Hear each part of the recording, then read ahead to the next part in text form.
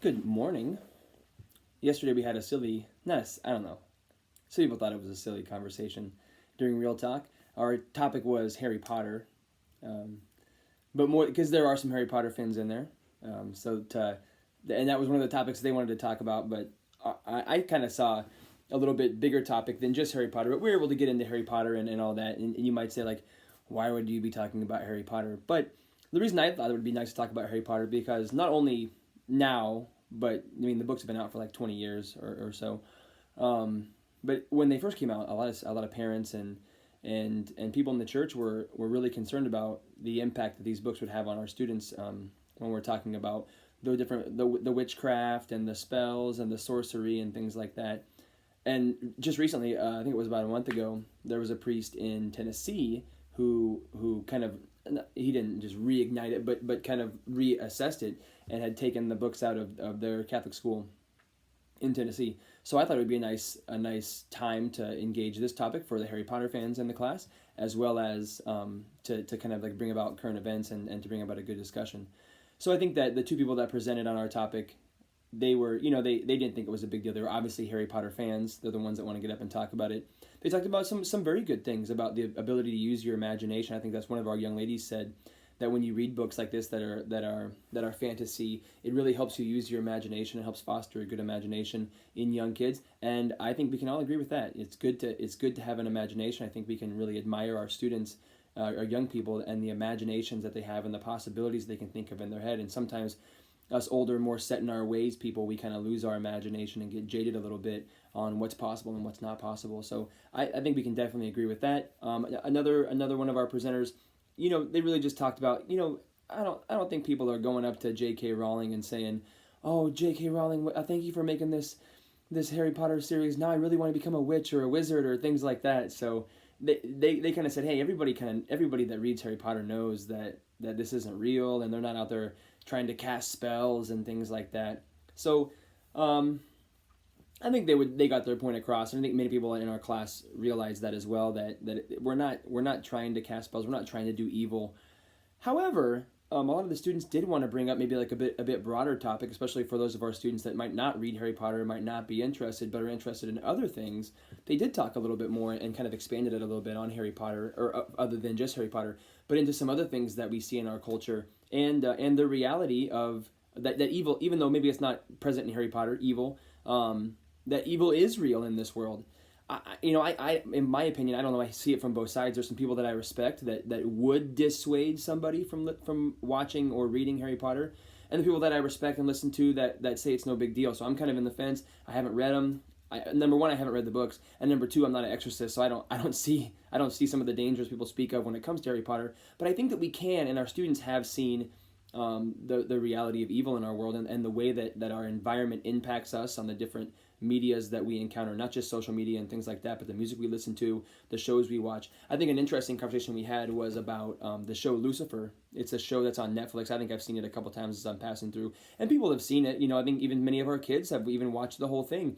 And it seems to be, I haven't watched Lucifer either, but it seems to be the basic storyline of Lucifer is, well, Lucifer, we all think we know the narrative of Lucifer, but really, what if things are a little bit different? Like maybe Lucifer's not so bad of a guy after all. Like maybe he's actually like a pretty decent fella, just misunderstood, and that's how things had kind of gotten carried away, and maybe he's not really that bad of a guy.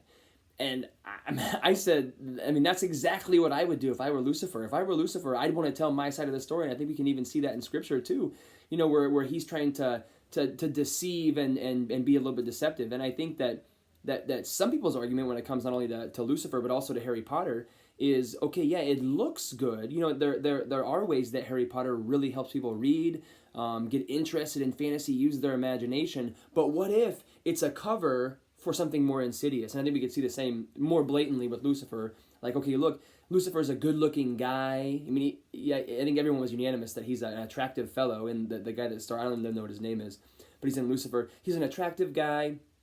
Maybe he's not so bad after all. But really, when it gets down to it, like, don't forget, this is still Satan that we're talking about. I think that many of the shows, things I can think of in my past, like I used to when I was younger watch Sons of Anarchy was a show. Yeah, it's called Sons, and you find yourself rooting for for the bad guys. Or when it comes to a show like The Sopranos, you find yourself rooting for Tony Soprano. You want him to get away with whatever. Or Game of Thrones. People watch Game of Thrones, and honestly, before my conversion, I read all 5 books, and I felt myself to be a very serious Game of Thrones fan.